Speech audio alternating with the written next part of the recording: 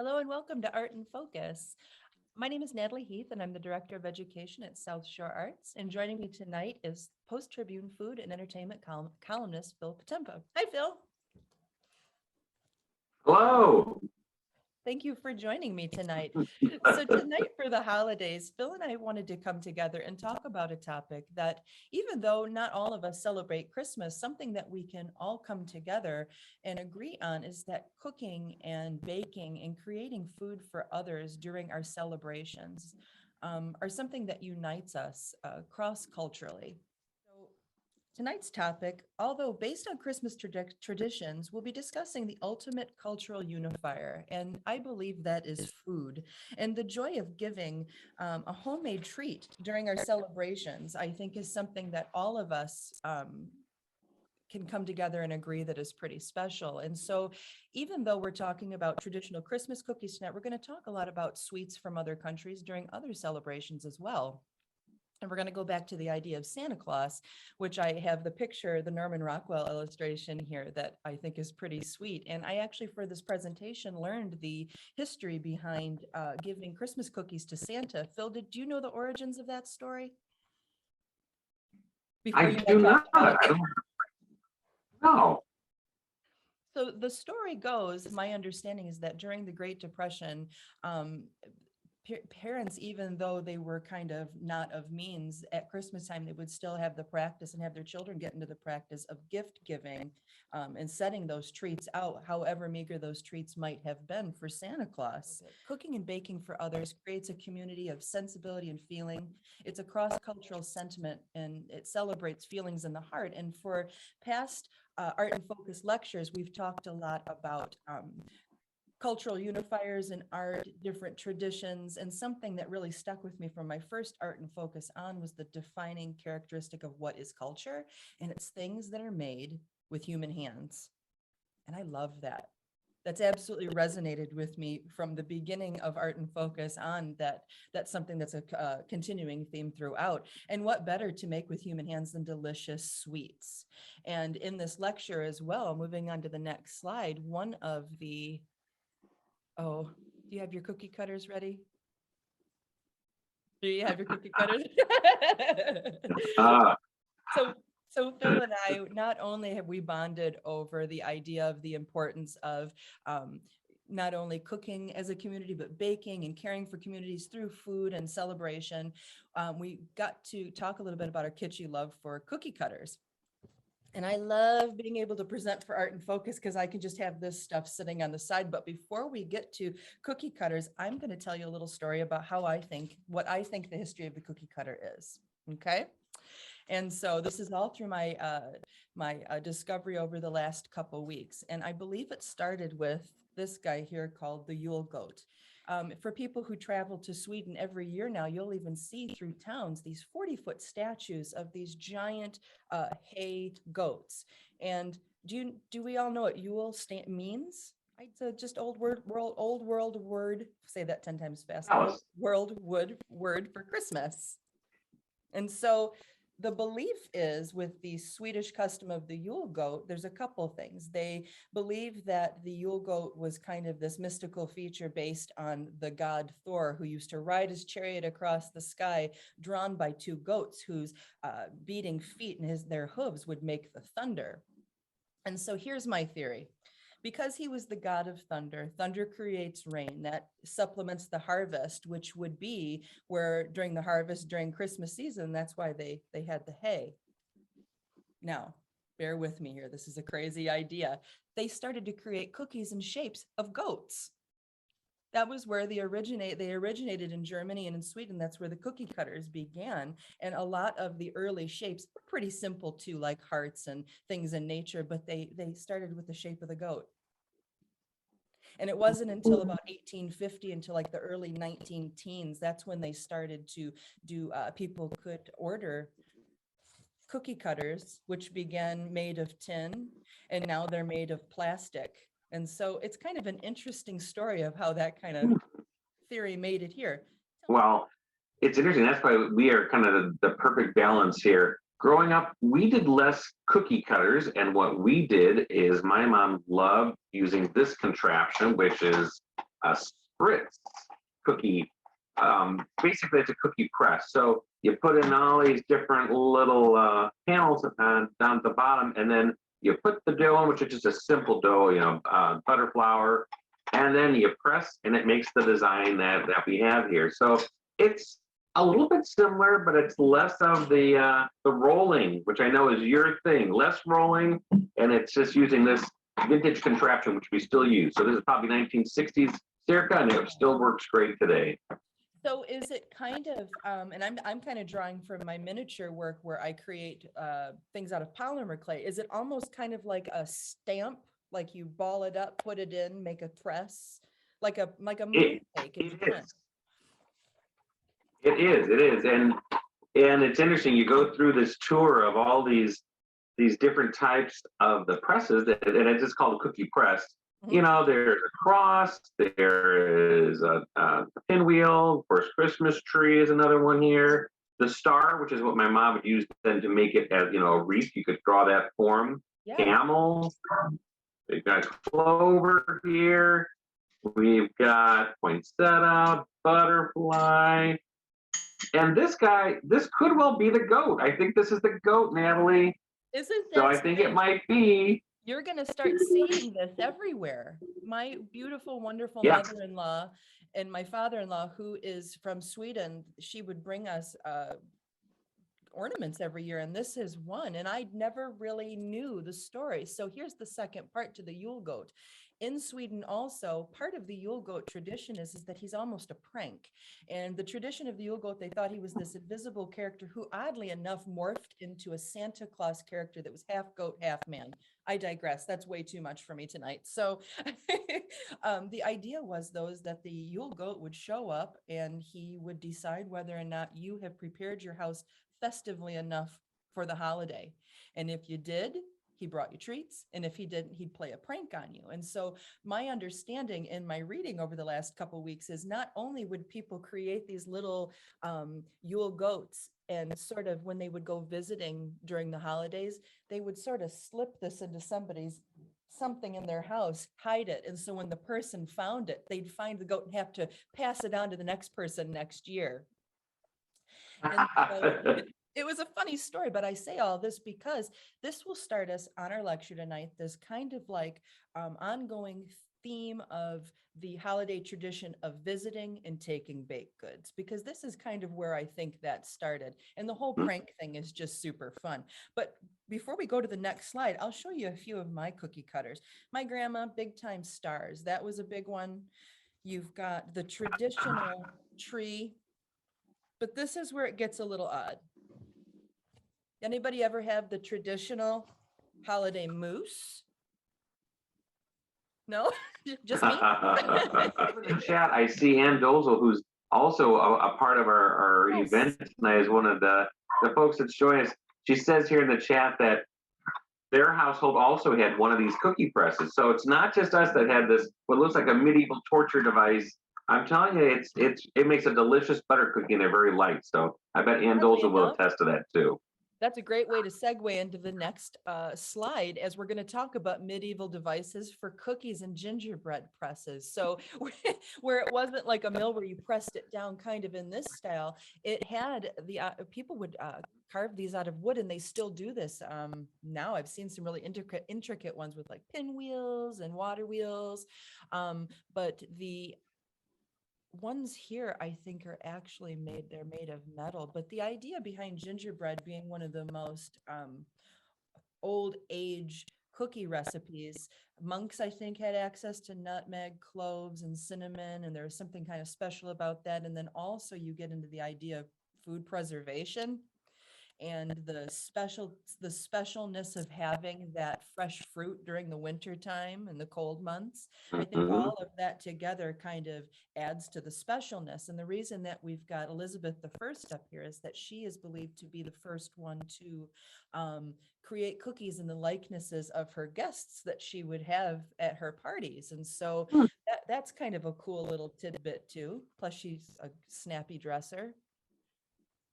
If you had to if you had to pick one cookie that's your favorite cookie of all time for the holidays, what would it be? My favorite one is one that my mom still does today, and it is for an almond crescent. It's so simple, and it just has that dusting of powdered sugar and that almond extract.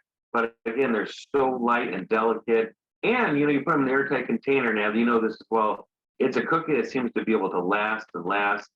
And you mentioned that even when you feel like it might be past its prime, It's that's not. prime dunking time, Exactly right? right. That's dunking time. That's exactly right. Natalie, what's your favorite? I reserve the right to have a different one every single day. It's so hard. And as I'm starting to get older and cook the recipes myself, I'm starting to appreciate some differently than I did when I was little. Some of the recipes that have more cinnamon and nuts in it, and dates, those seem to be the mature taste. But now those are the ones that really appeal to me. I'm getting kind of big on the pecan tarts. About gingerbread, I also learned kind of an interesting tradition that anybody can try this year or at any time. Anytime you have a ginger cookie, but in particular and I'm hoping I pronounced this correctly tonight, the peppercorn.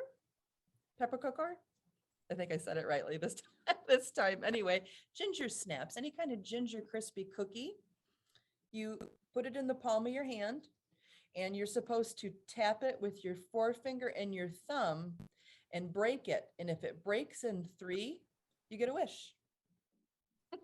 New Love that. tradition.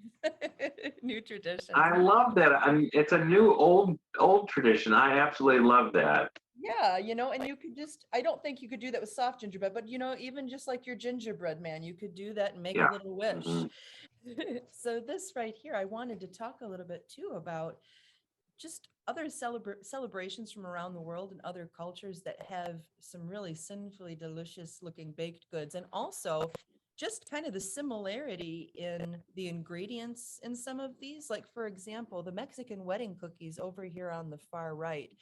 The idea I keep going back to with all of this, Phil, is the idea of tradition, taste, and the gift of giving. I don't think there's anything better than receiving a gift of something homemade. Because again, you kind of go back to that holy trinity of certain ingredients that when they meld, it takes us back home. And so these ones here are from Cyprus, which is near Turkey, and they're kind of a fig, honey, and nut cookie. The sweet potato spice cookies from Malawi. And then these are the ones I'm thinking I'm going to have to make, the suspiros from Bolivia. It's basically just means meringue, but I'm thinking I have to get in on those. Do you have any luck with meringue when you make those? Or We make something that would be somewhat similar with meringue. It's a dried meringue, and it's mint drops. So basically, it's a few chocolate chips, miniature chocolate chips, and then you put that dollop of that meringue, of course, cream of tartar in there, and just a bit of mint oil because that's what we're known for here. Let them kind of air dry in the oven, and they're delicious. They're so light. And so when you say that's what you're known for here, we're going to talk a little bit about Phil's beautiful family farm in St. Pierre, Indiana, yes? And you rotate the crops, and one of the crops that they have there on his farm is spearmint. I imagine your world just smells gorgeous out there on a summer night. Yes, July is a great time to come and visit. July and August, even the latter part of June. That's when they're harvesting peppermint and spearmint. Usually a little more peppermint than spearmint because that's what's in demand. But our town, actually in North Judson, which is the neighboring town, is known for its annual mint festival. That's always Father's Day weekend, and you can see exactly the entire process. And you're right, the aroma is just unbelievable. Have you ever made your own peppermint candy? No, we have not. peppermint fudge, and my cookbooks and columns are filled with any other variation, but not candy. Have you? No, but I think now I know what we're gonna have to get into, you and I, because that sounds delicious. Doesn't it? Wow. So here It on this sure page, does. these are just a few more traditions from around the country, and even around the world, people celebrate Christmas just in different ways. And here are some different ways that they do that. Up at the top, these are called Herzog cookies, and these probably are something that I need to get on because they've got the coconut and the apricot jam, which is just absolutely my favorite. And if you go next here, you've got Hotaisho. And Hotaisho, he is sort of like the Buddhist Santa Claus, if you want to think of it like that. He does travel with a bag of candy or and goods and presents. He's very jovial, but what makes him a little different from our Santa Claus is that they do think that he has literal eyes in the back of his head to keep an eye on the boys and girls all year long to make sure that they're Ooh. doing right. So yeah, that there's always that. And instead of the traditional things that we would think of giving Santa Claus, he really enjoys like summery, like strawberry desserts with cream, almost kind of like strawberry shortcake. And then here from India, they actually they get a visit from Christmas Baba, and they bring they serve chai tea, nice and spicy, with something called kokos, and they're these little crispy, multicolored snacks, kind of, you know what, they're almost kind of like a churro. That's a good way to kind of Hmm. those, but they're so colorful and beautiful. And then in Indonesia, they have these nastar cookies, which are filled with pineapple and almost kind of like a biscuit. So That's right. this slide here just shows, oh gosh, a tiny portion of the recipes that my grandma gave me, and that she baked all my life. She, when I moved away to college, she made sure that when I came back from my first Christmas, I got a recipe box, and in there was filled with all of her recipes, all handwritten and very, very sweet, and such a treasure to have. But down at the bottom, these were just all that I could think of off the top of my head of the variety of cookies that she would make. And so when I started to plan for Art and Focus a couple months ago, we were thinking about the holiday. I knew that I wanted to have something to do with the tradition. I was being a little bit maybe self-absorbed with wanting to talk about my grandma's cookies, but it really opened up a really great dialogue between Phil and I to talk about joint traditions and how we could bring that to the audience of Art and Focus tonight. So if in the chat right now, if you guys want to add anything, just maybe what was your favorite baked good for the holidays? Any holiday. I mean, even a summer birthday with strawberry pie. Those are just kind of the thoughts I'm having tonight.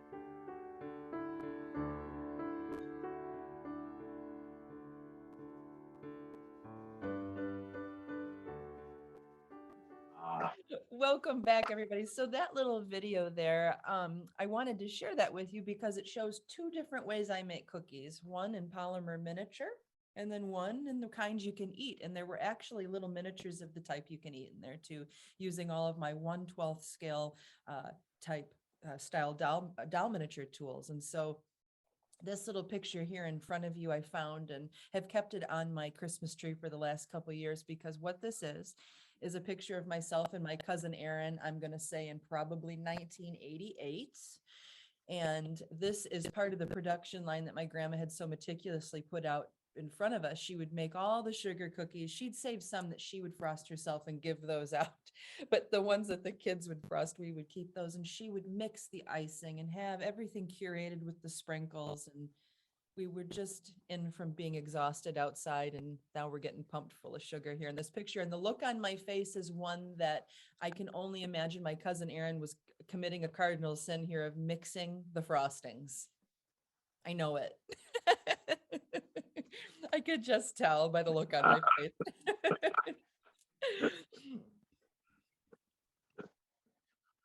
And so That is a very fun Brady Bunch type of photo. Love it. It's a good memory. That was one of those kind of pictures that captured the moment for sure. And one thing I'll say, you know who was taking that picture is my grandma. So we need to all start taking pictures of our grandmas, right? Of doing those things in the kitchen. I wanted to share with everybody a couple recipes tonight. And if you at any point in time would like copies of this recipe that you see on here, you can email me at natalie@southshoreartsonline.org anytime, and I'd be glad to give them to you. We've got a recipe here for soft sugar cookies, which always had a little raisin in the center. I don't know what the history of that is. Have you ever seen that, Phil? I have seen it. It's like a sprinkle. Just a focal point. Just a little focal point. Yeah. Just a focal point. She would bake these and they were delicious. And then here, Grandma Dot's gingerbread recipe. And so we were actually talking about this, Phil and I'm going to just go ahead and tell all of you, the more stale these get, the better they are for sure. And so we're about ready to shift gears a little bit and talk about something, again, that Phil and I really bonded on, and it's pretty special. These cookies that you see here, these were my grandma, she would call them jam thumbprint cookies. Some people make them in little circles with coconut, and they put a little thumbprint in the middle and they put jam in the center. My grandma, for some reason, always made these flower shapes that you see here on the screen. And she either did it with strawberry jam or with my beloved apricot jam. Those were always the go-to for those. And so when Phil and I started to talk about this, we came together with the idea of summer jam flour cookies. And so this is the recipe for this, but I'm going to go on to the next slide, and I'm going to introduce the idea of a taste of summer. And did you want to talk about that, Phil? You and I, we kind of got on a tangent about that a couple of weeks ago.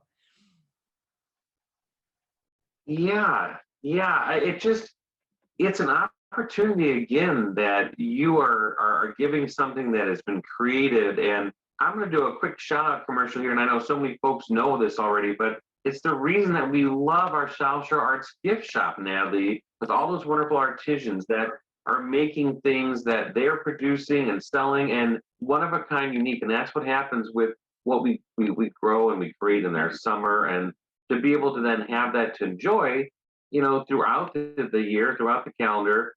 Sometimes it's through the magic of canning and preserving and our jams and jellies. So again, it comes full circle. And it makes you feel kind of like you got to give fruitcake a little bit of credit, because it did serve a purpose of kind of like providing somewhat fresh fruit in the wintertime. But now when we have the access to this, I don't know if you caught one of my earlier art and focus lectures, but a common theme throughout has been the idea of artists bringing the outside in or bringing the inside out, kind of like as a common back and forth dichotomy to create art. And so when we think about a taste of summer, bringing the outside in, it is the idea of bringing that community garden, maybe sometimes if it's our own garden, but that idea of making something and curating it with your own hands.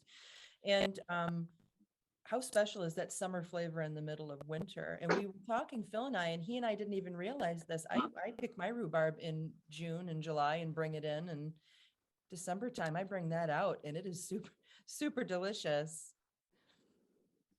Mhm. All right, so here we go. I'm going to start this drone footage here. And this is the Potempa family farm, and I'm going to turn it over to you. Well, this is so fun, and Natalie, we are many miles away right now. I am here at the farm, so you see me right here in the farm kitchen. The pantry's right behind me with the door open. So it's fun to let people have a little glimpse here, and then they're seeing an overhead view there to get a look at what it looks like, of course, in the peak Wow. of July. It does not look like that now, of course, but all that beautiful corn and crops surrounding, and so I thought, well, how fun for folks to just get a little kind of an overview as we talk a little bit about the fruits and the vegetables that we're able to, again, harvest and enjoy throughout the year. And jams, jellies, and preserves, hey, they go hand in hand, as Natalie just said, with the wonderful cookie recipe that is, again, a part of so many trays. Why not have it with a little bit of some fresh preserves? And so we felt like we were kind of a good partnership. So I said, well, why not well, let's do something that would be maybe a jam or preserve, just to give a little hint or hearken to what it's like when we're putting it together in the summer in the farm kitchen. And I said, how about strawberry rhubarb? Because that's not one you're maybe going to find necessarily on your grocery shelf. So that's what we thought we would do. We would show some images of what it goes for the step-by-step process, and then also a little think video footage as well. And then of course the finished product. And that's why we put them in such small jars, Natalie. If you've ever had to make your own jelly, jam, and preserves, you realize you just need a little bit on a toast and you really cherish it because it is a lot of work, but it is worth every ounce. Can I ask you a question that you would know better than anybody? What is the purpose behind rotating crops? The purpose of rotating crops, you know, it's got a lot to do with, again, what you are growing. So for example, let's go with the peppermint or spearmint that you mentioned. Peppermint and spearmint, if you've ever had it in your herb garden and you know that it goes from a root stock, it's got runners and it will spread. Yeah. Well, once it's there in the field, it does not want to go away very well. So usually that's only going to be planted about 2 to 3 years, and it's time to rotate. So those roots are all taken up to give the ground a little bit of a break. And of course, when you're collecting the roots, you know, some of the topsoil and the dirt's going to come with it. That's why you want another stabilizing crop, which could be corn or soybean. Not as much of, again, working up that ground and having it, completely disturbed in the spring. Yeah, a lot of times we'll leave the stalks to be able to plant around it. So farmers today have really used their ingenuity, but it is key to be able to rotate because, again, different crops require different things. So it's kind of like almost giving a little bit of a break. And then again, you revisit it in 2 or 3 years.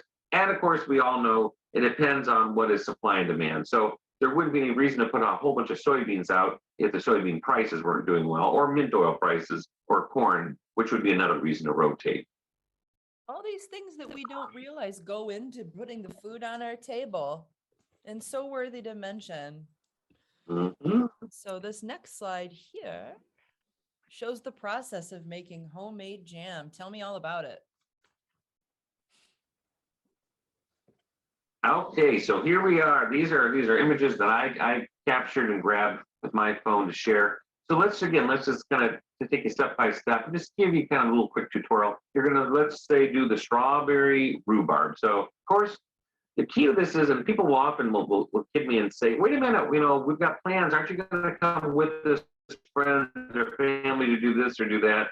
And we say, well, no, we can't because we have to make, the blackberry preserves this weekend, or it's time to make the strawberry rhubarb right now this weekend, or the blueberry. And people say, well, just do it in a couple of weeks. Well, you can't because you want the fruit at the peak of when it's ripe with the most flavor. You can't say, well, those gooseberries, okay, I'll wait a couple of weeks and do it. No, you got to get it right before the birds and the other animals also, they like them as well. So having your fruit as fresh as possible and then working with it right away. I think most people realize this. Nothing against our produce sections at our supermarkets, but every single day fruit is out. It loses a little something. So picking it fresh from the vine and then getting it in the kitchen, which is what you see there. So you've got strawberries, we've got rhubarb, those first couple of photos. And what's going to happen is, again, you're simply, washing and removing the tops of the strawberries, slicing them up. You could say an old-fashioned potato masher to mash up those strawberries, get a lot of juice going. The rhubarb, and I think there might be a slide of that as well. Yep, the rhubarb is got to be cooked down. So you're going to cut and clean the stalks, and then it is cooked down into that pulp, combined, of course, with your strawberries, and then basically sugar. It's an obscene amount of sugar, I realize, but that's what it really takes to make your jam. And then, of course, as you see that video, it's got to be so hot. I always tease it looks like it's lava, and it's splattering. It's a bit of a process and an ordeal, but so well worth it. If you do not get into that proper temperature, it will not set up later. You don't want to have preserves where it's, runny or soupy. So that's why, and then you'll see, of course, the pectin, which really is just kind of what is used from, or, it's extracted from apples, for example. That's going to also help with the setting and the stabilizing process as well. When you ladle it into, of course, your clean and sterilized jars. And that flavor is beyond compare. I can smell the way your kitchen would smell on a day like that. And I think that you'll agree when I say that there's something about people who, and again, going back to the next Art and Focus about children's books, this is making me think about, did you ever read the story or have the story read to you about the little red hen? About how she was looking for everybody. Yes, and her loaf of bread, yes. This is what it makes me think of. Do you want to help me plant the strawberries? Do you want to help me bring the strawberries in? Do you want to help me mash the strawberries? Well, but everybody wants some of your jam. Not to say there's not something, everybody has to kick in, but again, that joint activity, which kind of brings me to, well, first, before I get to that point, where can we get your jam? Well, the jams and jellies, we had a recent event at the Performing Arts Center, so we brought some of them there. And, people kind of love that idea. They love being able to go home with them. And so, if I have an event or something, I'll bring out what's called, Phil's Farmers Market, so folks can sample and kind of see what it's like. And I would be remiss to make sure I give Natalie some competition here. Mom and Dad are a key part of this with helping make all these items and passing along those secrets. And Dad his signature thing are his custom birdhouses, and he makes them out of gourds. He grows the gourds, dries them, hollows them out, and they're all shapes and sizes, and they're for song wrens, and we have bluebird ones that are on stakes. But these bluebird houses and these homemade birdhouses, they are sold right there at the South Shore Arts Gift Shop, which is such a great place to find anything that is so unique and customized for your holiday gift giving. So, it's really something, again, where you want to say you care about somebody and you want to pick just that right special gift. And there's nothing wrong with a gift card you might get for a restaurant or something, but boy, a homemade gift, if you can do it yourself or one of the artisans at the South Shore Arts Gift Shop, it goes so long in that conversation starter when somebody else sees it. And proceeds from those sales help South Shore Arts. So we love that, Natalie. So friends, I'm going to end here tonight and I'm going to play this wonderful cartoon. I really hope you enjoy it and that you have a wonderful holiday season. Thank you, Phil, for joining us tonight, and we'll see you soon. And recipes are available. Again, you can, my cookie recipes at Natalie@SouthShoreArtsOnline.org. You can email me anytime, and stay creative, my friends.